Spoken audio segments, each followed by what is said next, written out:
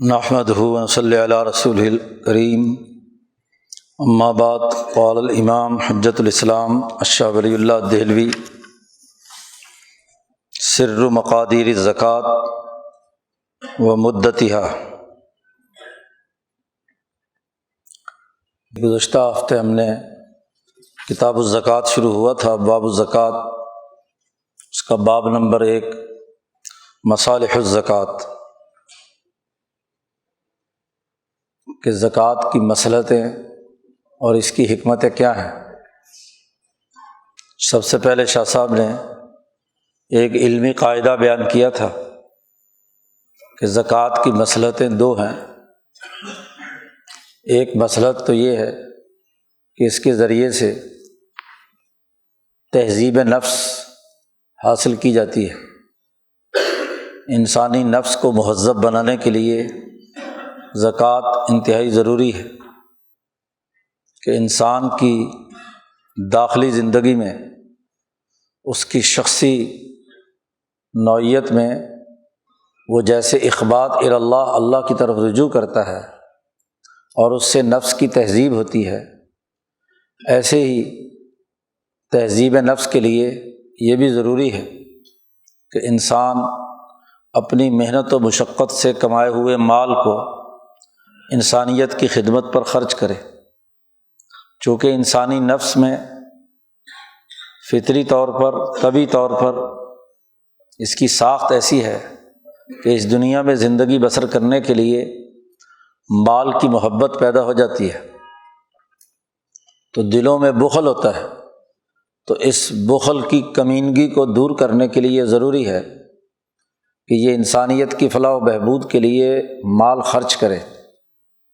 تو تہذیب نفس کا ایک پہلا فائدہ تو یہ ہے کہ شخصیت کی صحیح خطوط پر تعمیر و تشکیل ہو جاتی ہے۔ اس کا تعلق تو انسان کے داخلی نظام، اس کی روح اور اس کے نفس کے تقاضوں سے متعلق ہے۔ اس پر تفصیل سے شاہ صاحب نے گفتگو کی۔ اور دوسری اہم ترین مصلحت کا تعلق سوسائٹی کی تشکیل سے ہے، اس لیے شاہ صاحب نے فرمایا کہ فنظام المدینۃ یتوقف علی مال، کسی مملکت اور ریاست کا نظام مال کے بغیر قائم نہیں ہو سکتا۔ جو کسی مملکت کے نظم و نسق کو چلانے والے لوگ ہیں اور اس کے وہ جو اجتماعی اخراجات ہیں، ان تمام کے لیے پیسوں کی اور وسائل کی ضرورت ہے، اس لیے تمام لوگوں پر یہ ذمہ داری عائد کی گئی کہ وہ سوسائٹی کے اجتماعی تقاضوں کو پورا کرنے کے لیے مال جمع کریں۔ زکوٰۃ کا نظام بنایا گیا، اور یہاں زکوٰۃ سے مراد، جیسا کہ پچھلے گفتگو میں بات آئی تھی، صرف فرض زکوٰۃ ہی نہیں بلکہ ہر طرح کا وہ تمام مالیاتی نظام جس میں لوگ تعاون کریں، صدقہ و خیرات کی صورت میں ہو، نفلی طور پر خرچ کرنا ہو، یا فرض زکوٰۃ ہو، یا مال غنیمت ہو، یا خمس ہو، جیسے بھی، یعنی کسی ملکی نظام کے لیے ضروری ہے کہ اس کا ایک وزارت خزانہ کا شعبہ ہو کہ جہاں ضرورت کے وقت اس کے بھی آگے مصارف بیان کیے تھے کہ ایک تو وہ لوگ جو اس پورے ملکی نظام کو چلا رہے ہیں، انتظامیہ، ان کے اخراجات پورے کیے جائیں، جو سیاسی نظم و نسق چلانے والے ہیں ان کی تنخواہیں دی جائیں، اور اسی کے ساتھ ساتھ وہ مشترکہ اخراجات، سڑکیں بنانا، پل بنانا، یا اور اجتماعی پبلک کے مفاد کی جتنی بھی چیزیں ہیں ان کے لیے وسائل کی ضرورت ہے، تو وہ بھی اسی مالیاتی نظام سے وجود میں آتے ہیں۔ تو یہ 2 اہم ترین مصلحتیں ہیں، اس لیے اللہ پاک نے جہاں اقیموا الصلاۃ کا حکم دیا، فوراً ہی آتوا الزکوٰۃ کا حکم دیا۔ تو زکوٰۃ اور نماز کے درمیان ایک دوسرے کے ساتھ بڑا گہرا تعلق ہے۔ نماز کی تکمیل دل کا بخل دور ہوئے بغیر نہیں ہو سکتی، اور مال کا خرچ کرنا اللہ کی رضا کے لیے اور اللہ کے تعلق سے ہو، اخبات الی اللہ سے ہو، تبھی ایک نتیجہ پیدا ہوتا ہے۔ تو یہ 2 مصلحتیں شاہ صاحب نے بیان کی تھیں، اور آخر میں فرمایا تھا کہ یہ دونوں ایک دوسرے کے ساتھ جڑی ہوئی ہیں، ان کو علیحدہ نہیں کیا جا سکتا، کہ شخصیت کہ بخل کو دور کرنے کے لیے تو ہم کہیں کہ زکوٰۃ ہے، اور جو اجتماعی نظم و نسق ہے اس کی ضروریات کا انکار کر دیں، یا اجتماعیت کی بات کریں کہ بس اجتماعی تقاضے پورے ہونے چاہیے، اخراجات پورے ہونے چاہیے، اور جو سوسائٹی میں بسنے والے مسلمان ہیں ان کے دلوں کا بخل وہ دور نہ ہو، زبردستی پیسے تو لے لیے جائیں لیکن وہ اپنی جو دل کا بخل ہے، سرمایہ پرستی ہے، وہ ان کے دلوں سے نہ نکلے، ایسا بھی نہیں ہے۔ دونوں ایک دوسرے کے ساتھ جڑی ہوئی ہیں، اس لیے شریعت نے آخری جملہ شاہ صاحب کا تھا کہ ادخل الشرع احداہما فی الاخری، شریعت نے ایک کو دوسرے کے ساتھ داخل کر دیا کہ اس کے بغیر یہ مکمل نہیں ہوگا اور اس کے بغیر یہ مکمل نہیں ہوگا، تو ایک مربوط نظام زکوٰۃ کا مقرر کیا۔ اور جب یہ بات طے ہو گئی کہ ہر آدمی کو زکوٰۃ دینی ہے، جو بھی کسی ریاست کا باشندہ ہے اسے مال خرچ کرنا ہے ملکی نظام کو چلانے کے لیے بھی اور اپنے بخل کو دور کرنے کے لیے بھی، تو اب سب سے اہم ترین سوال یہی پیدا ہوتا ہے کہ اس کی مقدار کیا ہو اور کتنے دنوں کے بعد دینا ہے، اس زکوٰۃ کی مقدار کتنی فرض کی جائے، کتنی لوگوں سے لی جائے، اور تمام لوگوں کو کتنے دنوں کے بعد یہ زکوٰۃ ادا کرنی ہے۔ یہ اس کے بغیر سسٹم نہیں بنے گا۔ جب تک آپ اوقات متعین نہیں کرتے اور مقدار متعین نہیں کرتے تو کوئی نظام نہیں ہوگا۔ اب اگر صرف ویسے ہی لوگوں کو دعوت دی جائے اور اپنی مرضی سے وہ تھوڑا دیں زیادہ دیں تو آدمی جو ہے اپنی مرضی سے کوئی دے گا کوئی نہیں دے گا، تو تمام پر جو لازمی مقدار ہے اس کا تعین کرنا ضروری ہے۔ تو یہاں جو آج ہم بحث شروع کر رہے ہیں اس میں ان مقادیر کی بحث کو شاہ صاحب شروع کرتے ہیں کہ یہ زکوٰۃ کی مقدار اور اس کی مدت کا بنیادی سسٹم کیا ہے۔ تو شاہ صاحب کہتے ہیں ثم مست الحاجۃ، پھر ضرورت پیش آئی دو کاموں کی،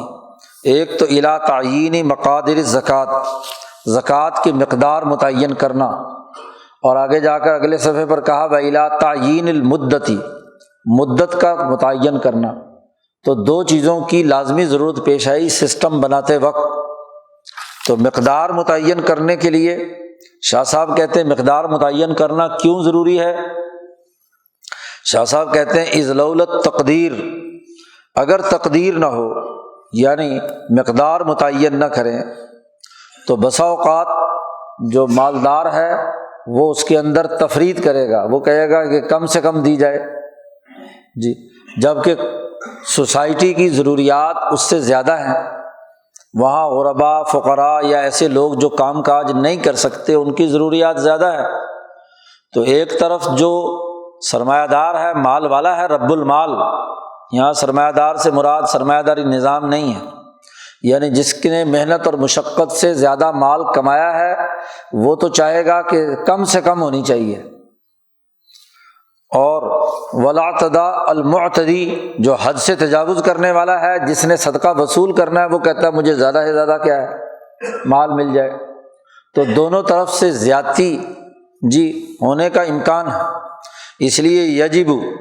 یہ بات لازمی ہے کہ زکوٰۃ کی مقدار نہ تو اتنی کم ہو کہ انسانی ضروریات پوری نہ ہوتی ہوں، اور نہ ہی اتنی بھاری بھرکم ہو کہ وہ ٹیکس ادا کرنا لوگوں کے لیے مشکل ہو جائے۔ دونوں کے درمیان توازن اور اعتدال کا ہونا ضروری ہے۔ واجب اور لازمی ہے کہ نہ تو اتنی کم ہو کہ جس سے لوگوں کی حاجات پوری نہیں ہوتی ہیں، اور ان لوگوں کا جو دینے والے ہیں ان کا دل کا بخل دور نہیں ہوتا، کیونکہ زکوٰۃ کے لیے دو لازمی چیزیں کہی تھیں، ایک تو اس دینے والے کے دل کا بخل دور ہو، تھوڑا مال اگر دے گا تو اس کی دل کا بخل دور نہیں ہوگا، اور تھوڑا مال دے گا تو لوگوں کی جو نظام المدینہ سے متعلق مصلحت ہے وہ پوری نہیں ہوگی، ان کی ضروریات پوری نہیں ہوں گی۔ تو نہ تو اتنا کم ہونا چاہیے اور نہ اتنا بھاری ہونا چاہیے کہ بجائے اس کے دل کا بخل دور کرنے کے اس کے اوپر ایک مصیبت نازل کر دی جائے کہ جی اتنے بھاری ٹیکس ادا کرے۔ تو نہ ہی بھاری ہونا چاہیے کہ جس کا ادا کرنا مشکل ہو جائے۔ تو اعتدال کے ساتھ اس کا تقرر کیا گیا۔ اللہ تبارک و تعالیٰ نے انسانوں کی حالت کا مشاہدہ کر کے آپ صلی اللہ علیہ وسلم نے جو حکم نامہ جاری کیا کہ وہ کل مال کا 2.5% ادا کرنا چاہیے، نہ یہ بہت کم ہے اور نہ یہ بہت بھاری اور زیادہ ہے، اعتدال اور توازن کے ساتھ 2.5% زکوٰۃ مال میں۔ اور اگر جانور ہیں تو اس کی تفصیلات آگے آ رہی ہیں کہ کس جانور میں کتنے جانور جو ہیں وہ دینے ہیں، چونکہ عرب لوگ تو عام طور پر سونا چاندی نہیں ہوتا تھا ان کے پاس تو اونٹ ہوتے تھے، بکریاں پالتے تھے، گائے پالتے تھے، تو ان میں سے کتنا زکوٰۃ دی جائے گا اس کا پورا شیڈول نبی اکرم صلی اللہ علیہ وسلم نے تحریر فرما کر اپنے تمام گورنروں کو لکھ دیا تھا۔ حدیث کی تمام کتابوں میں حضور صلی اللہ علیہ وسلم کا وہ جاری کردہ شیڈول موجود ہے کہ کتنی مقدار پر کتنی بکریاں، اونٹ یا گائے اس کا دینا ہے جی۔ تو 5 اونٹوں سے شروع ہوتا ہے اور طویل تمام چیزوں کا تفصیلات بیان کر دیں۔ یہاں چونکہ اصولی گفتگو کر رہے ہیں شاہ صاحب، اس لیے وہ تفصیلات یہ نہیں بیان کی یہاں۔ اور دوسرا یہ بھی لازمی اور ضروری ہے کہ ایسی مدت مقرر کی جائے کہ جس مدت کے بعد دوبارہ ان سے وہ زکوٰۃ وصول کی جائے، التی تجبیٰ فیہا زکوٰۃ۔ تو اس کے لیے بھی یہ لازمی ہے کہ نہ وہ مدت اتنی کم ہو، اللہ تکون قصیرہ، اور نہ ہی اتنی جلدی آ جائے اس کا دورانیہ کہ زکوٰۃ دینے والوں کے لیے مصیبت کھڑی ہو جائے تو اس کا قائم کرنا ہی ان کے لیے مشکل ہو جائے، اور وہ اللہ تکون طویلہ، نہ ہی اتنی لمبی مدت ہو کہ نہ تو ان کا بخل دور ہو اور جو محتاجین اور سسٹم چلانے والے انتظامیہ ہیں ان کو بھی اس وقت ملے جب بہت لمبا انتظار کرنا پڑے، تو کئی سال طے کر دیے جائیں۔ تو اس سلسلے میں بھی زیادہ مصلحت کا جو طریقہ کار نبی اکرم صلی اللہ علیہ وسلم کے پاس رہا کہ آپ صلی اللہ علیہ وسلم نے ٹیکس کی وصولی یا زکوٰۃ کی وصولی کا وہ قانون بیان کیا کہ نبی اکرم صلی اللہ علیہ وسلم نے مشاہدہ فرمایا، اللہ تبارک و تعالیٰ نے یہ بات واضح کی کہ دنیا بھر کے جو عادل حکمران اپنے عوام سے جو ٹیکس لیتے رہے ہیں اسی عادت کے مطابق، اسی عرف کے مطابق ٹیکس ہونا چاہیے۔ عادل حکمران کی شرط لگائی ہے، ظالم تو بہت کچھ لے لیتے تھے، ان کی بات نہیں ہے۔ درمیانہ اور معتدل ٹیکسیشن کیا ہو سکتی ہے، اس کو نبی اکرم صلی اللہ علیہ وسلم نے دیکھا اور اس بات کا مشاہدہ کیا کہ عرب و عجم کی عام طور پر ٹیکس دینے کی جو عادت اور اس کا قانون ہے وہ کیا ہے۔ شاہ صاحب کہتے لِأَنَّ التَّكْلِيفَ بِمَا اعْتَادَهُ الْعَرَبُ وَالْعَجَمُ، کہ مکلف بنانا لوگوں کو اس عادت کے مطابق جو عام طور پر دنیا کے عادل حکمران کرتے رہے ہیں، عربوں کے ہوں یا اجمیوں کے ہوں، یہ کسی قوم کے اس پروگرام کو قبول کرنے کے زیادہ قریب ہے۔ اس کی خبر آگے آ رہی ہے، اقرب من اجابت القوم۔ اور یہ اتنا ٹیکس ادا کرنا کس ضروری، یہ لازمی اور ضروری ہے کہ اس کی وجہ سے ان کے دلوں میں کوئی تنگی پیدا نہیں ہو سکتی، اور یہ گویا کہ تسلیم شدہ ہے تمام لوگوں کے پیش نظر۔ والمسلم الذی اذھبت الالفۃ عنہ الکلفہ، قانون اور ضابطہ یہ ہے کہ جب کسی پر بھاری ٹیکس لگائیں گے، تکلیف میں مبتلا کریں گے، تو اس سے جو محبت کا تعلق ہے وہ منقطع ہو جاتا ہے۔ آپ کسی کے اوپر زیادہ بوجھ ڈالیں تو جو رفاقت اور دوستی کا تعلق ہے وہ منقطع ہو جاتا ہے۔ تو دوستانہ تعاون باہمی جاری رہنا چاہیے، تو اسی بات کا پابند بنائیں گے تو تب تو کیا ہے، سسٹم چلے گا۔ لیکن بہت بھاری لگا دیے جائیں یا بہت کم لگا دیے جائیں تو تب بھی خرابی ہے۔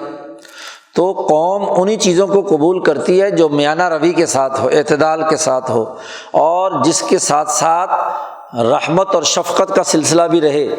یعنی دل کی گہرائیوں سے زکوٰۃ دینے والا انسانی خدمت کے نقطہ نظر سے دے، اور لینے والا بھی اس کو اس نقطہ نظر سے کہ میری ضرورت ہے اور اجتماعی عمل ہے تو اس کو اس کے مطابق استعمال میں لائے۔ تو زکوٰۃ رحمت کے لیے ہے، تعاون باہمی کے لیے ہے، محبت اور تعلق کے لیے ہے، تو اتنی مدت ہونی چاہیے۔ چنانچہ نبی اکرم صلی اللہ علیہ وسلم نے اس حوالے سے 1 سال کی مدت مقرر کی ہے، کیونکہ زیادہ سے زیادہ مدت جو لوگوں کی تنخواہوں کی تھی اس زمانے میں وہ مساہنہ کہلاتا تھا، سالانہ۔ کیونکہ بعض فصلیں سال کے بعد آتی ہیں، کچھ 6 مہینے کے بعد آتی ہیں، تو مختلف رواج تھے اور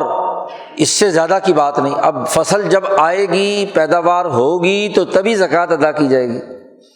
تو سال بعد جو فصل آتی ہے تو وہ ایک معقول زمانہ ہے کہ 2 فصلیں آ گئیں اس میں، اور اس کے بعد سال مکمل ہو گیا۔ اسی طرح سال بعد ہی عربوں اور اجمیوں میں یہ طے تھا کہ جو بکریاں، بھیڑ بکریاں، ان کی گنتی ونتی اور اس کا حساب کتاب بھی سال بعد ہوتا تھا کہ سال کے شروع میں کتنی بکریاں تھیں اور اس پورے دوران میں بکریاں، بھیڑ، اونٹ وغیرہ یہ کتنے ہوئے۔ تو سال بعد جو ایک حساب کرنا یہ معقول بات ہے۔ یعنی اس کا مطلب یہ کہ سالانہ بجٹنگ دنیا بھر کے تمام مہذب معاشروں میں رہی ہے، عرب ہوں یا عجم ہوں، سال کے بعد ہی تمام چیزوں کو کلوز کیا جاتا ہے۔ تو سالانہ جو کلوزنگ ہے اس وقت یہ طے کیا جائے کہ 1 سال گزر چکا ہے تو کتنی آپ کے پاس وسائل رہے ہیں کہ جس کے اس سال کے گزرنے کے بعد وہ زکوٰۃ ادا کرنا لازمی اور ضروری ہے۔ تو نبی اکرم صلی اللہ علیہ وسلم نے جو عام انسانیت کی عادت تھی، طریقہ کار تھا سالانہ بجٹنگ کا، اسی کے مطابق آپ نے زکوٰۃ لازمی قرار دی۔ تو مدت بھی مقرر کر دی کہ سال کے بعد کسی مال پر سال گزر جائے تو پھر زکوٰۃ واجب ہوگی، اور مقدار بھی متعین کر دی کہ وہ 2.5% ہوگی۔ اب اگلی بات شاہ صاحب کہتے ہیں کہ وَمِمَّا تُؤْخَذُ الزَّکَاۃ، کن کن لوگوں سے زکوٰۃ وصول کی جائے گی؟ تو شاہ صاحب فرماتے ہیں والابواب التي اعتادها طوائف الملوک الصالحین من اہل الاقالیم الصالحہ، دنیا کے مہذب ممالک اور اقوام میں جتنے نیک اور عادل حکمران گزرے ہیں، ان کی جماعتوں کی جو عادات و اطوار رہی ہیں کہ کن لوگوں سے ٹیکس وصول کرنا چاہیے، اس کے ابواب کل آگے شاہ صاحب بیان کر رہے ہیں کہ ایسا ٹیکس جو بھاری بھی نہیں ہے اور تمام انسانوں کی عقل نے جسے قبول کیا ہے وہ 4 ہے۔ شاہ صاحب نے خلاصہ بیان کر دیا کہ دنیا بھر کی اقوام میں جن چیزوں کو قابل ٹیکس سمجھا جاتا ہے وہ ممکنہ طور پر 4 چیزیں ہیں۔ اربعۃ، الاول، سب سے پہلے تو یہ کہ ان تؤخذ من حواش الاموال النامیہ، زکوٰۃ کی وصولی کے لیے لازمی اور ضروری ہے کہ وہ 1 سال تک وہ مال ہو جس میں بڑھوتری ہوئی ہے۔ مال نامی ہماری فقہ کی کتابوں میں اس کے لیے لفظ استعمال کیا جاتا ہے کہ جس مال میں بڑھوتری ہوئی ہے، اضافہ ہوا ہے، تو وہ مال نامی کہلاتا ہے۔ تو اس مال نامی کی جو حواشی، یعنی اس مال سے جتنا کچھ اس پورے سال میں زائد آپ کے پاس آمدن ہوئی ہے، فَإِنَّا أَحْوَجُ الْأَمْوَالِ إِلَى الذَّبِّ عَنْهَا، اس لیے کہ یہ اموال میں زیادہ اس بات کا تقاضا کرتا ہے کہ اس سے لوگ دوسروں کو بھگاتے ہیں، اس پر حفاظت کرتے ہیں۔ گویا کہ جو اس کے مالکین ہوتے ہیں وہ اپنے اس مال کی حفاظت کرتے ہیں کہ یہ بچہ ہے مثلا نیا پیدا ہوا، اس کی حفاظت کر کے محنت مشقت کر کے اس بچے کو پالا، یا گندم کاشت کی تو اس کے اندر اضافہ ہوا وغیرہ وغیرہ۔ اس لیے کہ لأن النمو لا یتم الا بالتردد خارج البلاد، یہ نشو و ارتقاء تبھی ہوگا ایسا مال جو باہر جنگلوں میں چرایا گیا ہے، شہروں سے باہر۔ گھر کے اندر تو 1 آدھ بکری ہوئی دودھ پینے والی، اس کے 1 آدھ جانور ہو گیا، تو یا 1 آدھ کسی نے دودھ پینے کے لیے گائے رکھی ہوئی ہے، اس سے 1 آدھ بچہ پیدا ہو گیا، دوسری گائے وجود میں آ گئی، اس کی بات نہیں، یہ مال نامی نہیں ہے۔ اسی لیے مال نامی کے لیے جو ایک اگلی شرط ہے وہ یہ کہ سائمہ، ان جانوروں کو باہر جنگل میں چرایا گیا ہو۔ تو خارج البلاد یعنی شہری حدود سے باہر جن ریوڑوں کو چرایا گیا ہے، اور وہاں وہ دنوں میں بڑھتے بڑھتے ریوڑ ہے بہت بڑا ہو گیا، لأن اخراج الزکوٰۃ اخف علیہم، اس لیے کہ ایسے لوگوں کے لیے زکوٰۃ کا نکالنا آسان ہے، کیونکہ ایک تو جنگل میں جو قدرتی گھاس پھوس ہے اس کو وہ چرتے ہیں، کوئی اخراجات اس پر پیش نہیں آتے۔ گھر میں جو گائے بہل بندھا ہوا ہے یا کوئی کام کاج کے لیے رکھا ہوا ہے، ظاہر ہے کہ اس کے تو خود پٹھے کاشت کرنے پڑیں گے اور اس کو ڈالنے پڑیں گے، وہ باہر جا کر قدرتی چارہ نہیں چر کر تیار ہوتا۔ تو اسی لیے سائمہ کہا کہ جو چرائے گئے جانور ہیں باہر چراگاہوں میں تو ان کی زکوٰۃ، لما یرون من التزاید، اس لیے کہ وہ دیکھتے ہیں کہ دن بدن وہ جانور قدرتی غذائیں اور وہ چارہ وارہ کھاتے ہیں تو بڑھتے چلے جاتے ہیں۔ اور یہ قانون اور ضابطہ اصول فقہ کا ہے جو نبی اکرم صلی اللہ علیہ وسلم نے بھی مختلف انداز میں بیان فرمایا ہے کہ فیکون الغرم بالغنم، جو جتنا زیادہ فائدہ حاصل کرے گا ڈنڈ اور تاوان بھی اسے اتنا ہی زیادہ بھرنا ہوگا، یعنی جس کی آمدنی زیادہ ہے اس پر ٹیکس بھی کیا ہے، زیادہ ہے۔ یہ وہ اصول اور ضابطہ ہے جو اس ٹیکس کے نظام کے لیے خود نبی اکرم صلی اللہ علیہ وسلم نے بھی مقرر کیا اور دنیا بھر کا اصول ہے۔ اب یہ جو اموال نامیہ ہیں جن کو باہر چرا کر تیار کیا گیا ہے، اس کی 3 قسمیں ہیں۔ شاہ صاحب کہتے ہیں الماشیۃ المتناسلہ الصائمہ، وہ جانور جن کی نسلیں بڑھتی ہیں اور ہوں بھی وہ جو باہر جنگل میں چرائے گئے ہوں، گھر میں بدے ہوئے جانور کی بات نہیں ہو رہی، کیونکہ اس پر تو آپ نے خود اخراجات بھی کیے ہیں، تو آپ نے تاوان بھرا ہے تو اس کا دودھ پی رہے ہیں، بس دودھ کے لیے ہوتی ہے وہ، یا کوئی چھوٹے موٹے اپنے کام کاج کے لیے ہوتی ہے، یا بیل رکھا ہوا ہے تو ہل جوتنے کے لیے ہے، تو پھر پیداوار پر ہوگا اس ہل پر، اس بیل پر نہیں ہوگا۔ اونٹ ہے ایسے ہی کوئی ریڑے میں لگانے کے لیے، تو ایسے ہی اس کا معاملہ ہے۔ تو وہ جانور جو باہر چرتے رہے ہیں جنگل میں، تو وہ ہے مال نامی، تو اس قسم پر نبی اکرم صلی اللہ علیہ وسلم نے زکوٰۃ بیان کی، اور اس کی تفصیل آگے آ رہی ہے کہ کتنے اونٹ ہوں تو اس میں سے کتنی بھینسیں ہوں تو اس میں سے کتنے، بکریاں کتنی ہوں تو اس میں سے کتنی۔ نمبر 2 والزروع، کھیتیاں، گندم ہے، ظاہر ہے آپ نے باہر اگائی ہے، گھر کے اندر ہی اگر آپ نے کوئی 2-4 گندم کے پودے لگائے ہوئے ہیں، یا کوئی چھلیاں لگائی ہوئی ہیں، یا کوئی اور کھانے پینے کی چیز لگائی ہوئی ہے، تو اس کا زکوٰۃ سے کوئی تعلق نہیں ہے، وہ تو آپ کا۔ اور جو آپ نے خارج البلاد، شہر سے باہر جو زرعی زمین ہے وہ کاشت کی ہے، وہاں سے فصل اٹھائی ہے، گندم ہے، چنا ہے، وغیرہ وغیرہ وغیرہ، تو اس پر نبی اکرم صلی اللہ علیہ وسلم نے عشر کا قانون نافذ کیا اور اس پر زکوٰۃ گویا کہ ہوئی۔ ایسے ہی تیسری چیز مال تجارت ہے، کہ تجارت کا مال ہے، آپ کے پاس مال تھا تو وہ بھی خارج البلاد ہوتا ہے، وہ تاجر جو یہاں سے لے کر مال باہر جاتا ہے دوسری جگہوں پر، وہاں سے مال لاتا ہے، تو جو قومی سطح پر مختلف شہروں کے درمیان تجارتی نظام چلانے والا ہے، اور ایسے ہی جو دوسرے ملکوں سے بین الاقوامی کسی تجارت میں کام کر رہا ہے، اور اس کو جو پرافٹ اور منافع ہوا ہے تو وہ چونکہ سونا چاندی ہے تو اس کے لیے طے کر دیا کہ 2.5% اس میں زکوٰۃ ہوگی۔ تو 3 طرح کے اموال نامی ہیں، یا تو وہ جانور جنہیں باہر چرایا گیا ہے، یا وہ کھیتی جو کاشت کی گئی ہے، یا وہ مال تجارت جو سال بھر میں محنت اور مشقت سے کسی تاجر نے کمایا ہے، دیانتداری سے کمایا ہے۔ تو ان تینوں قسموں پر نبی اکرم صلی اللہ علیہ وسلم نے زکوٰۃ لینے کا، ان تینوں لوگوں سے لینے کا حکم دیا ہے۔ یہ پہلی قسم ہے اموال نامیہ میں سے۔ والثانی، دوسرے لوگ وہ ہیں کہ ان تؤخذ من اہل الدثور والکنوز، وہ لوگ جن کے پاس بہت مال ہے، یعنی تجارت کرتے کرتے بہت بڑا حجم ہو گیا، یا زراعت یا کسی اور، یا وراثت سے ان کے پاس آیا، یعنی ان 3 شعبوں سے نہیں آیا، اس کے علاوہ وراثت میں آ گیا اور کسی طریقے سے آ گیا ان کے پاس مال۔ والکنوز، یا خزانے، یعنی کہیں کھدائی کی اور کوئی زمین کسی کو دی تو وہاں سے کوئی خزانہ نکل آیا، یا اسی طریقے سے اور، تو جن کے پاس کنز ہے، خزانہ جو زمین میں دبا ہوا تھا، پرانا کوئی دفینہ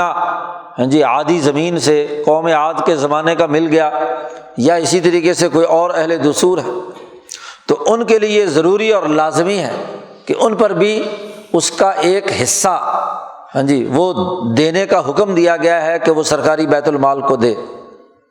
وجہ کیا ہے کہ جن کے پاس اپنی ضرورت سے بہت زیادہ مال و دولت موجود ہوتی ہے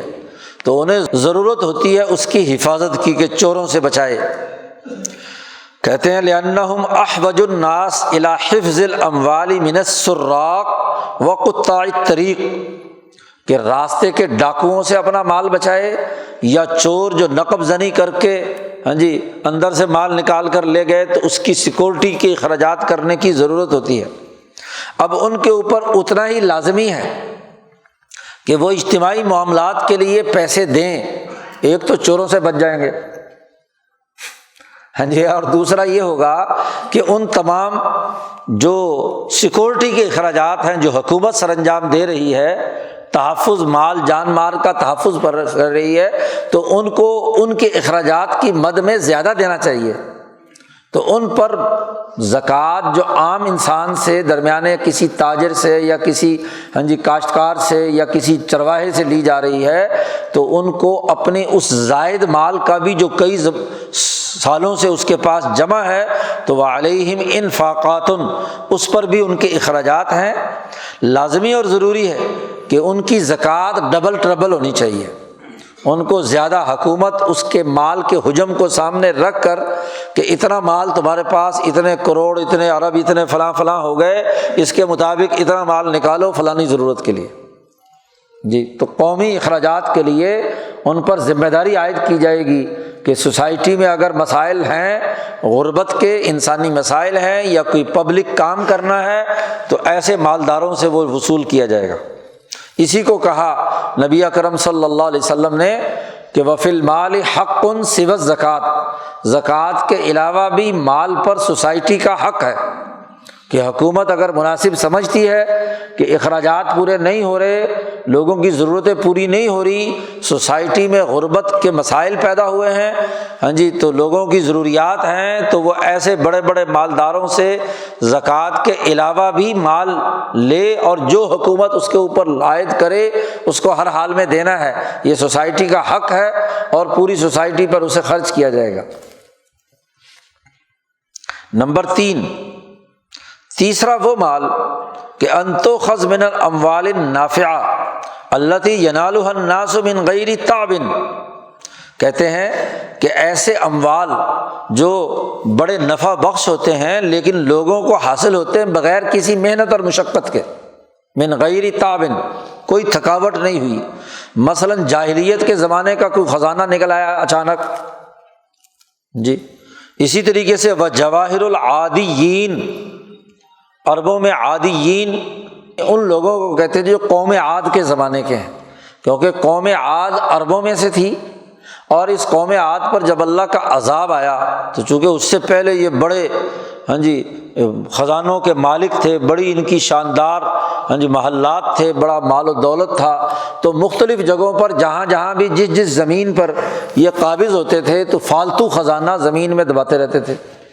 وہ کہتے ہیں نا کہ ہنڈیا میں رکھ کر، کسی نے دیگ میں رکھ کر، تو کسی کو زمین میں سے دیگ نکل آئی پرانی، کسی نے رکھے وہ مر کھپ گئے، آگے کسی کو کوئی پتہ نہیں کہ اس کا وارث کون ہے۔ اس کو کہتے ہیں جواہر العادیین، یا ہیرے جواہرات کی کوئی کان نکل آئی، فإنها بمنزلۃ المجان، یہ سارا خزانہ تو گویا کہ مفت میں ملا ہے، کوئی انہوں نے کسی قسم کی محنت مشقت نہیں کی۔ پہلے والوں نے تو، تجارت والوں نے، چرواہے نے، تاجر نے تو محنت کی ہے، یہ بغیر محنت کے ان کے پاس آ گیا ہے۔ تو لازم ہے کہ اس مال پر زکوٰۃ وصول کی جائے،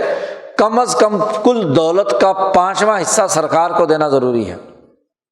تو الخمس جسے کہا جاتا ہے، اور پھر رکاز الخمس، 5واں حصہ وہ دیا جائے گا،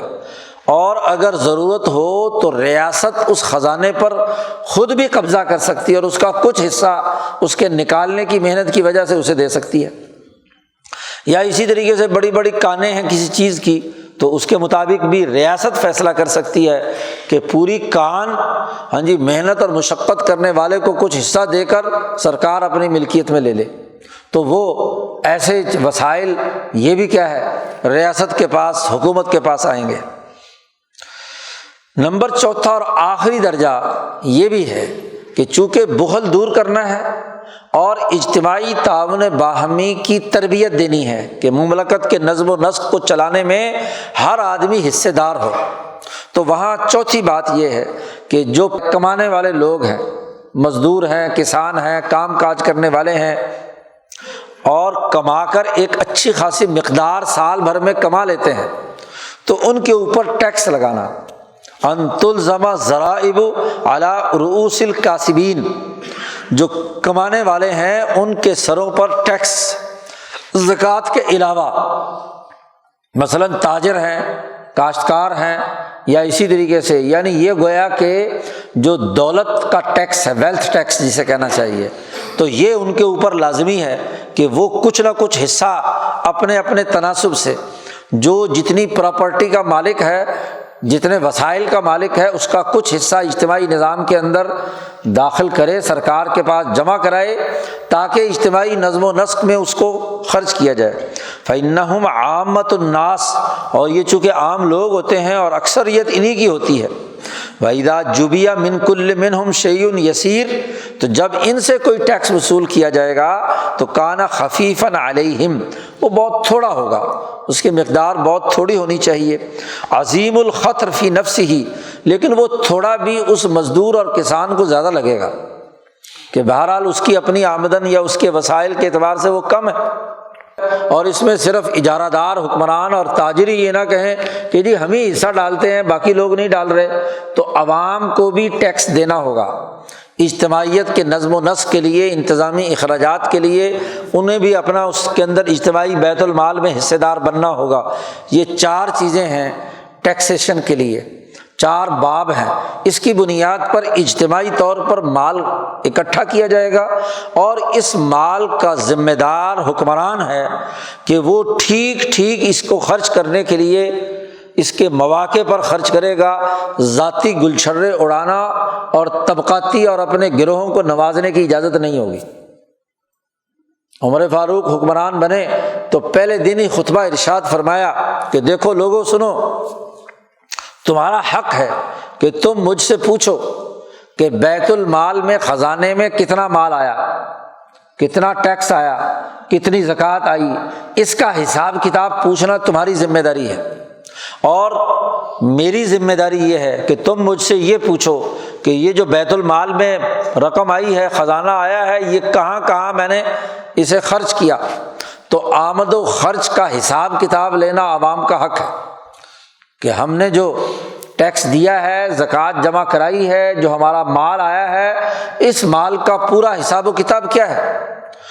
عمر فاروق رضی اللہ تعالیٰ عنہ نے اپنے تمام گورنروں کو لکھا ہوا تھا کہ سال کے بعد جب کلوزنگ ہو جائے تو تمام اخراجات اور تمام آمدن کے ووچر بنا کر یہاں مدینہ آئیں، وہاں اپنے علاقے میں بھی تمام لوگوں کے سامنے پڑھ کر سنائیں کہ یہ آمدن ہوئی تھی بیت المال میں اور یہ خرچ ہوا ہے، اور یہ اس کا بیلنس ہے کہ یہ کچھ بیت المال میں موجود ہے، اس کی پڑتال کر لو۔ اور وہ حساب کتاب لے کر حضرت عمر کے پاس آتے تھے مرکز میں مدینہ میں، اور حضرت عمر فاروق خود اپنے ہاتھ سے اس کا آڈٹ کرتے تھے، خود چیک کرتے تھے ایک ایک حساب کتاب۔ ابو موسیٰ اشعری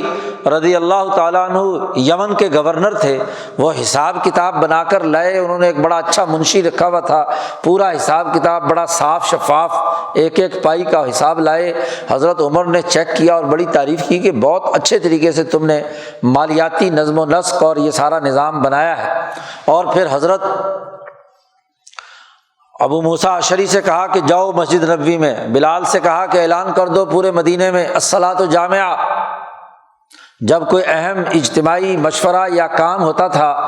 تو بجائے اذان دینے کے اسی جگہ پر کھڑے ہو کر یہ اعلان کیا جاتا تھا کہ الصلاۃ جامعہ، نماز کے تقاضوں کے مطابق تمام لوگ جمع ہو جائیں۔ اذان کا مطلب تو تھا کہ نماز ہونی ہے، اور الصلاۃ الجامعہ کا مطلب تھا کہ تمام لوگ مسجد نبوی میں جمع ہو جائیں۔ تو ابو موسیٰ اشعری سے کہا جاؤ وہاں مسجد نبوی میں، اور یہ جو حساب کتاب بنا کر لائے ہو تمام مجمع جمع ہے، اس کے سامنے پورا حساب پڑھ کر سناؤ کہ یہ آمدن ہے، یہ اخراجات ہیں، اور یہ بیت المال میں موجود ہے۔ مکمل حساب کتاب یہاں جلیل القدر صحابہ حضور صلی اللہ علیہ وسلم کی گویا کہ بنائی ہوئی پارلیمنٹ ہے، اس پارلیمنٹ میں یہ پورا پیش کرو۔ تو حساب کتاب عوام کے سامنے پیش کرنے کا طریقہ کار عمر فاروق رضی اللہ تعالیٰ عنہ نے جاری فرمایا۔ اب رہی یہ بات آگے شاہ صاحب گفتگو کرتے ہیں سر حولان الحول، اس کی ساری تفصیلات شاہ صاحب نے ازالۃ الخفا میں لکھی ہیں۔ یہاں شاہ صاحب بیان کرتے ہیں کہ یہ سال کی مدت کیوں مقرر کی گئی، تو اس کا راز کیا ہے۔ شاہ صاحب کہتے ہیں لما کان دوران التجارات من البلدان النائیہ، تجارتیں دور دراز کے شہروں تک پھیلی ہوئی ہوتی ہیں۔ ایک تاجر نے کئی مہینے کا سفر کر کے کسی دوسری جگہ جانا، وہاں مال بیچنا، وہاں سے مال لے کر آنا، تو دور دراز کے اسفار سال بعد کلوز ہو جاتے ہیں۔ اسی طریقے سے وہ حصاد الزروع، جو کھیتیاں تیار کی گئی ہیں ان کے کٹنے کا بھی 6 مہینے کے بعد، اور اگر دونوں فصلیں ملائی جائیں تو یا ایک فصل ایسی ہے جو سال بعد آتی ہے، مثلاً گنا، تو کیا ہے سالانہ مناسب مدت ہے جس میں اس پر لگایا جائے۔ وجنت ثمرات فی کل سنۃ،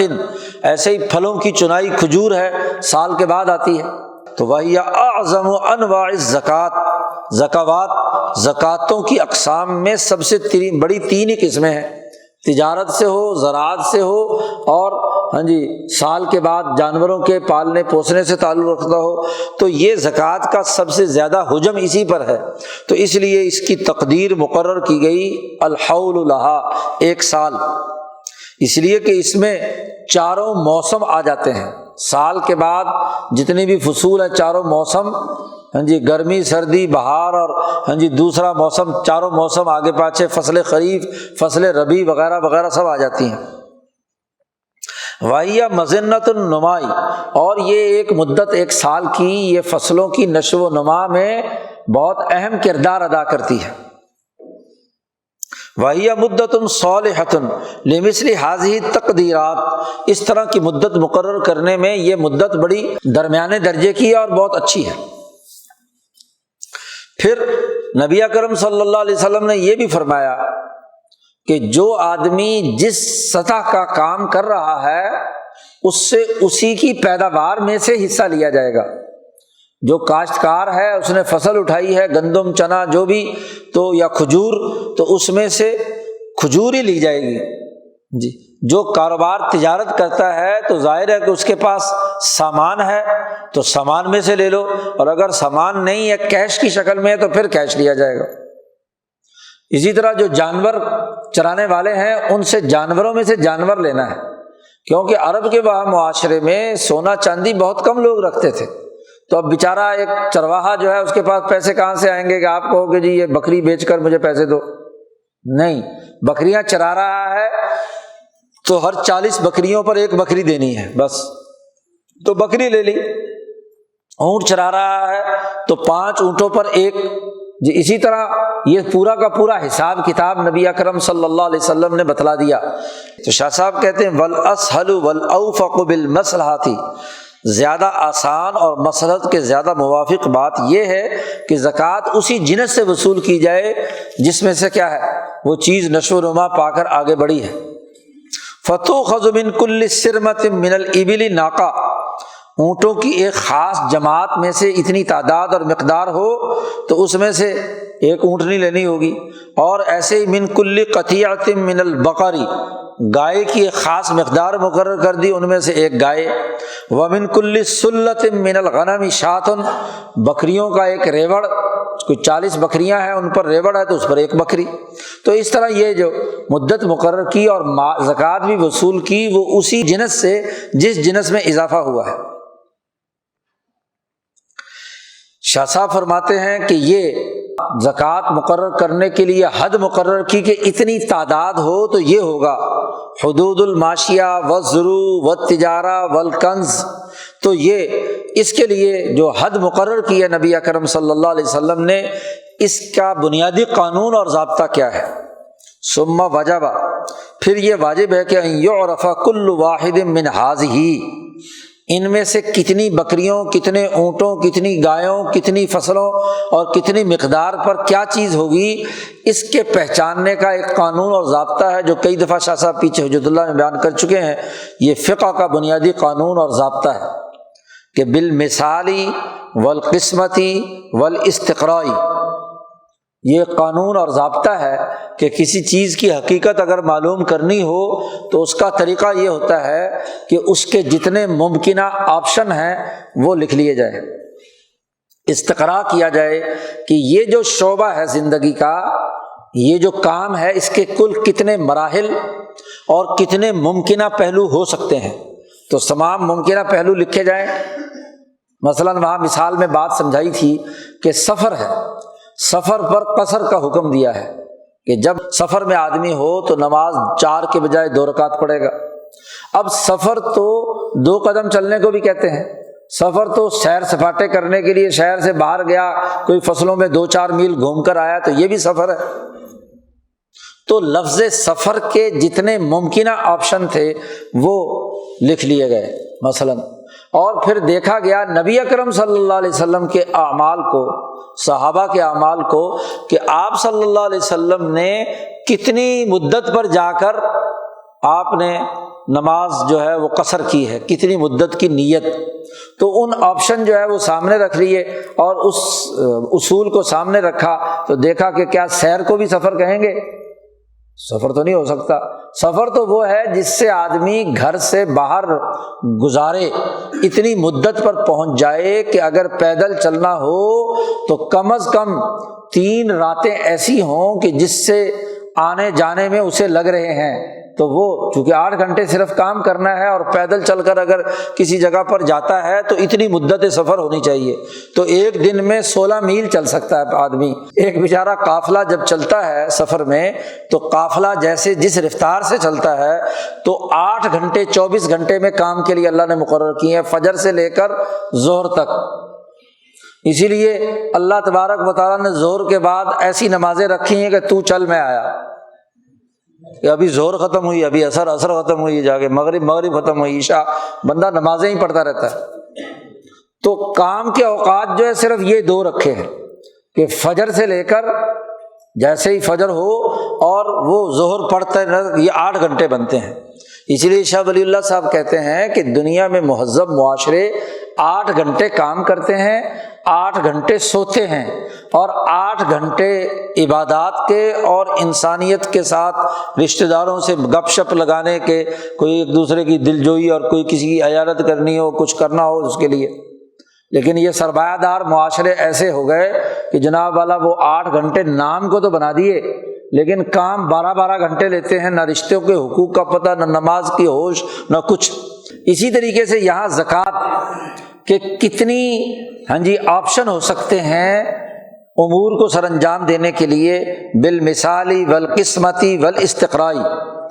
کہ اس کی مثالیں کیا ہیں، نظائر کیا ہیں،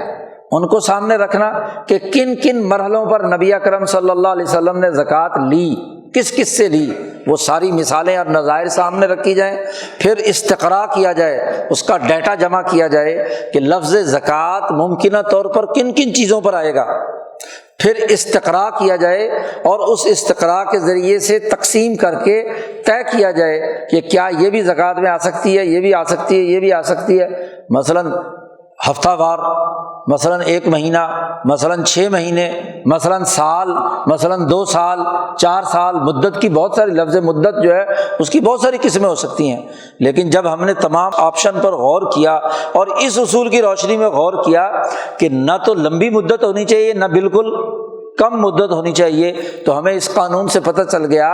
اس علم سے پتہ چل گیا کہ درمیانی مدت جو ہے وہ 1 سال کی ہو سکتی ہے۔ یہ زیادہ بہتر ہے، زیادہ، تاکہ لیتخذ ذالک ذریعۃ الی معرفۃ الحدود الجامعۃ المانعہ، وہ حد اور تعریف ہمارے سامنے آ جائے جو جامع بھی ہو اور مانع بھی ہو۔ جامع مانع حد سامنے آ گئی۔ اسی طرح مثلا اونٹ 1 پر، 2 پر، 3 پر، 4 پر، 5 پر مختلف آپشن ہو سکتے ہیں کہ زکوٰۃ ہونی چاہیے، 6 پر، 7 پر، 8 پر، 10 پر، تو مختلف آپشن تھے حضور صلی اللہ علیہ وسلم کے سامنے۔ آپ نے دیکھا کہ 10 تو بہت زیادہ ہو گیا، اور 1، 2، 3 کم ہو گئے، تو اس کا اعتدال یہی ہے کہ 5 پر لگا دیا جائے۔ اسی طرح بکریوں کا 2 بکریوں پر، 4 بکریوں پر، 10 پر، 40 پر، 100 پر، 50 پر کہاں سے شروع کیا جائے؟ تو تمام آپشن کو کسی دیکھتے گئے کہ یہ بھی نہیں ہو سکتا، یہ بھی نہیں ہو سکتا، یہ بھی نہیں ہو سکتا، تو آخری آپشن آپ صلی اللہ علیہ وسلم نے کہا 40 کہ 40 بکریوں پر یہ ہونا چاہیے، گائے کا 30 عدد مقرر کر دیے، تو حدود جامعہ پوری کی پوری مکمل کر دی۔ شاہ صاحب کہتے ہیں فالماشیۃ فی اکثر البلدان، سب سے پہلے تو جن جانوروں کی بحث ہے جن کو نشو و نما کر کے پالا جاتا ہے اکثر شہروں میں، وہ اونٹ ہوتا ہے، گائے ہوتی ہے، بکری ہوتی ہے، اور ان تمام کے مجموعے کو الانعام کہتے ہیں، جانور۔ تو انعام پر زکوٰۃ ہونی چاہیے، کیونکہ عام طور پر لوگ ان کو پالتے ہیں، ان کو چراتے ہیں، تو دنیا میں آدم سے لے کر اب تک انبیاء علیہ السلام بکریاں چراتے رہے، تو بکریاں، اونٹ، گائے وغیرہ ان کو چرایا جاتا ہے، تو الانعام کے اوپر زکوٰۃ ہے جی۔ وَأَمَّا الْخَيْلِ، جہاں تک گھوڑوں کی بات ہے تو لوگ گھوڑوں کو پالتے نہیں ہیں عام طور پر دنیا بھر کے ممالک میں، اور عربوں میں تو بالکل ہی نہیں ہے، اس کی جھنڈ کے جھنڈ نہیں ہوتے گھوڑوں کے، اور نہ ہی اس کی نسل بہت وافر مقدار میں ہوتی ہے۔ ہاں شاہ صاحب نے کہا کہ کچھ علاقے ایسے ہیں دنیا کے جہاں گھوڑے پالے بھی جاتے ہیں اور ان کی بہت بڑی تعداد نسل بھی اٹھائی جاتی ہے، جیسے شاہ صاحب نے کہا کہ جیسے ترکستان ہے، ترکستان کے علاقے جو وسطی ایشیا کے یہ علاقے ہیں، گھوڑے زیادہ تر اسی نسل کے کیا ہے اعلیٰ ترین سمجھے جاتے ہیں، اور یہاں باقاعدہ دنیا میں جو سب سے زیادہ گھوڑے پالنے کا نظام ہے وہ ان کے یہاں ہے۔ آج کل تو خیر مصنوعی طور پر دنیا کے تمام خطوں میں ہر قوم نے اپنے اپنے گھوڑے پالنے کے گھوڑے فارم بنا لیے ہیں، ہاں جی، تمام اقوام میں، لیکن اس وقت تک نبی اکرم صلی اللہ علیہ وسلم کے زمانے تک عام طور پر گھوڑوں کا ایک بہت بڑی نسل تیار کرنے کا کوئی نظام نہیں تھا سوائے ترکستان کے، تو وہاں کی مثال شاہ صاحب نے کی۔ اسی طرح فصلیں، زروع اور فصلیں کہتے ہیں ان غذائی چیزوں کو جن میں غذائیت ہوتی ہے یا پھل فروٹ ہوتے ہیں، ایسے پھل فروٹ جو 1 سال تک ٹھیک ٹھاک رہیں بغیر کسی خرابی کے، مثلاً کھجور ہے، گندم ہے، چنا ہے وغیرہ وغیرہ، جو ہے، تو وہ فصلیں ایک تو ان میں غذائی خصوصیت ہو کہ وہ انسان کی کھانے کی ضرورت پوری کریں، دوسرا یہ کہ وہ ایسی ہو کہ جو 1 سال بھر تک اس کو محفوظ رکھا جائے، خراب نہ ہو جائے۔ عام سبزیاں ہیں 3 دن بعد خراب ہو جاتی ہیں جی، ہیں تو فصلات ویسے ہی، تو ان میں وہ خراب ہو جاتی، سال بھر رکھی نہیں جاتی۔ اب سال بھر کی مدت ہے زکوٰۃ کے لیے تو سال بھر رکھی نہیں جا سکتی، لہذا ان پر کوئی زکوٰۃ نہیں ہے۔ یہ امام شافعی رحمۃ اللہ علیہ کا مسلک ہے۔ امام اعظم امام ابو حنیفہ نے فرمایا ہے کہ اگر سبزیات کا کوئی تاجر سبزیاں ایک جگہ سے لے کر اگلے 2-3 دن میں دوسری جگہ سپلائی کر کر کمائی کر رہا ہے تو ٹھیک ہے، سبزی کی جنس میں سے تو زکوٰۃ نہیں ہوگی۔ یہ تجارت کر رہا ہے، کاروبار کر رہا ہے، تو اس سے جو پیسے آئیں گے تو وہ تو سال بھر رکھے جا سکتے ہیں نا، تو ان کے اوپر زکوٰۃ ہوگی۔ اور وما دون ذالک، شاہ صاحب کہتے ہیں کہ جو اس سے کم درجے میں ہے اس کو سبزیاں کہا جاتا ہے، خضروات کہا جاتا ہے، یعنی جو سبز ہی استعمال ہو جاتی ہیں، جیسے ہی ان کو استعمال نہ کیا جائے تو وہ گل سڑ جاتی ہیں، خراب ہو جاتی ہیں، کچی چیزیں۔ ہاں اگر چونکہ یہ امام شافعی کے ہاں یا حجاز کے اندر عربوں کے ہاں اس طرح اس کی تجارت کا معاملہ نہیں تھا، چونکہ ویسے بھی کاشتکاری کم تھی، لوگ بس کھانے پینے کے لیے اپنی سبزیاں لگاتے تھے، کوئی چھوٹی سی کیاری بنا لی، اس میں چیزیں کاشت کر لیں اور وہ انہوں نے کھا لی، اور ویسے بھی عربوں کا مزاج سبزیاں کھانے کا نہیں ہے۔ بکری ذبح کر کے، دمبا ذبح کر دیا، اونٹ ذبح کر دیا، گائے ذبح کر دی، تو سبزی خور نہیں تھے، اسی لیے سبزیاں حضور صلی اللہ علیہ وسلم کے دسترخوان پر لائی گئیں تو حضور نے بھی کہا بھائی تم کھا لو، میں نہیں کھاتا۔ ایک حدیث کہ جو حضور کو کدو بڑا پسند تھا، اور بھائی دوسری حدیثوں میں حضور نے بکرے کی دستی اپنے دانتوں سے نوچ کر کھائی، تیسری حدیث میں بکری چھری سے کاٹ کر، چھری سے کھائی، چھری سے کاٹا، چھری سے لگایا اور کھایا۔ حضور صلی اللہ علیہ وسلم نے چھری استعمال کی ہے بھنے ہوئے بکرے کو کھانے کے لیے، تو یہ عربوں کا رواج ہے۔ اور حضرت مولانا محمد قاسم نانوتوی نے تو باقاعدہ گوشت کے فضائل میں ایک رسالہ لکھا ہے تحفہ لحمیہ، اور اس میں حضرت فرماتے ہیں کہ یہ جو سبزیاں اور یہ جو سبز چیزیں ہیں یہ جانوروں کے لیے ہیں، اور جانور اللہ نے ہمارے لیے بنائے ہیں، گوشت ہمارے لیے ہے۔ تو یہ خضروات ہیں، اس لیے وہاں زکوٰۃ نہیں تھی۔ لیکن امام ابو حنیفہ رحمۃ اللہ علیہ جو کوفہ کے مرکز میں تھے اور کابل ان کا اصل وطن ہے، تو اس علاقے میں سبزیاں کھانے کا رواج تھا، چونکہ یہ یہاں جو ان کی غذائی جو ضروریات تھیں وسطی ایشیا کے لوگوں کی، یہ انتہائی گرم گوشت اور گرم مچھلی کھاتے تھے، اس کو کاؤنٹر کرنے کے لیے کچھ نہ کچھ سبزیاں بھی ضرور استعمال کرتے تھے۔ تو یہاں سبزیوں کا استعمال تھا، یا ہندوستان میں سبزیوں کا استعمال رہا، تو امام صاحب نے کہا کہ اگر سبزیوں کی بھی تجارت ہوگی بڑے پیمانے پر تو اس پر زکوٰۃ ہوگی، اور نہیں جس نے اگر کوئی فصل کاشت کی، مثلاً پیاز کاشت کیے ہوئے ہیں، تو 2-4 پیاز اکھاڑ کر کسی غریب کو دے دے، کیونکہ لوگ کھاتے تو ہیں نا،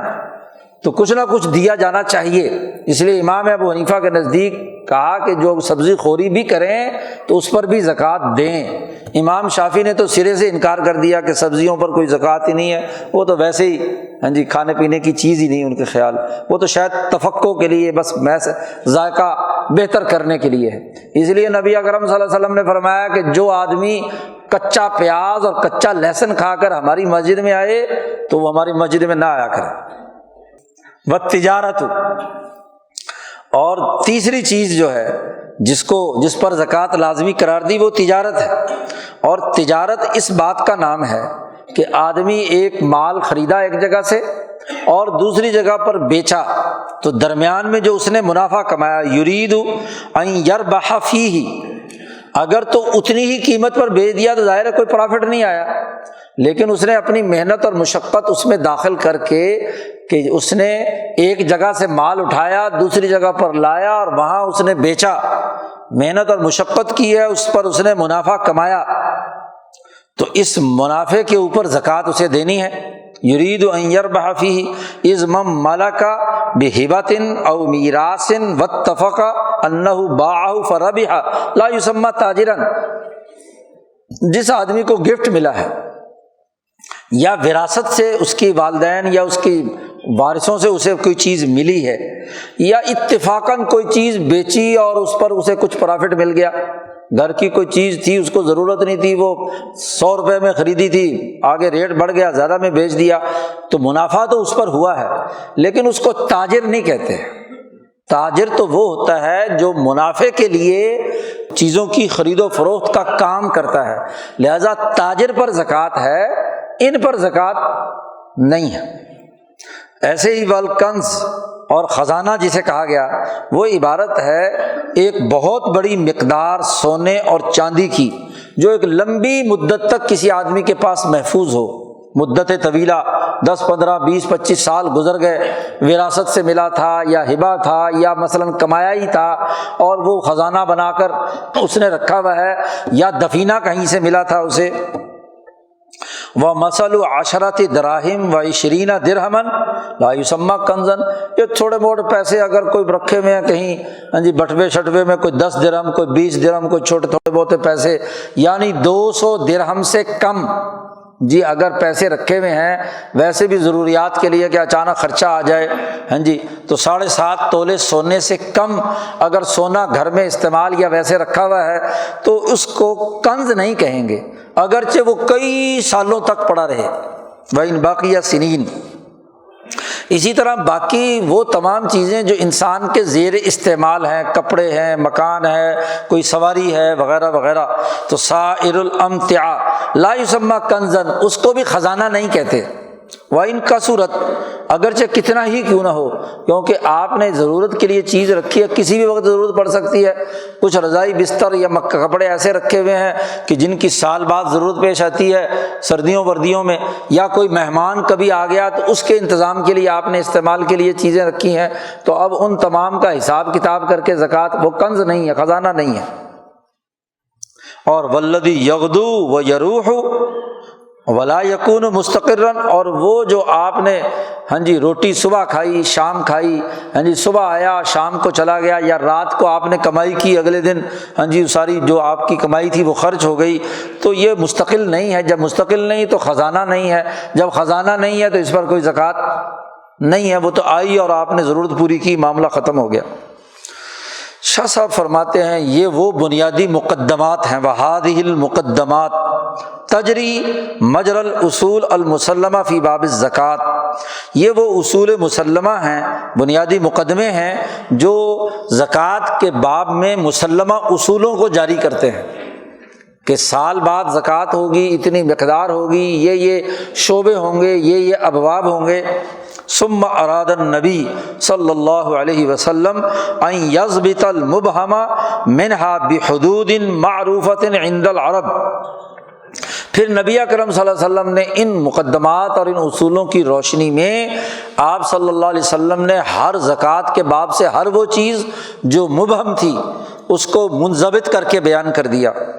اس کی حدود مقرر کر دیں کہ اس حد سے یہاں تک،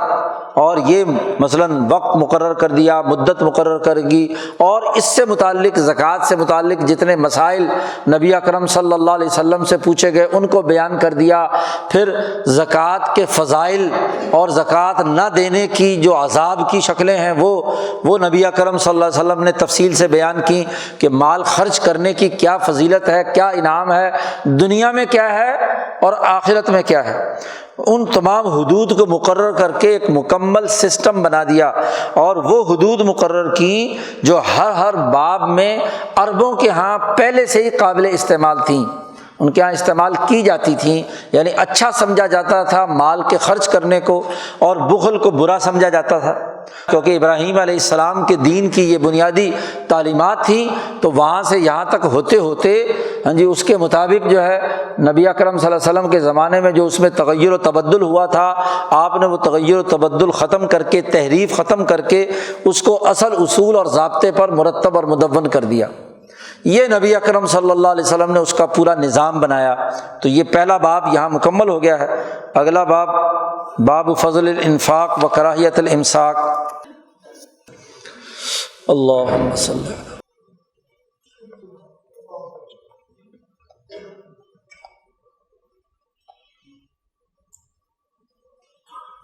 اجمعین برحمتک۔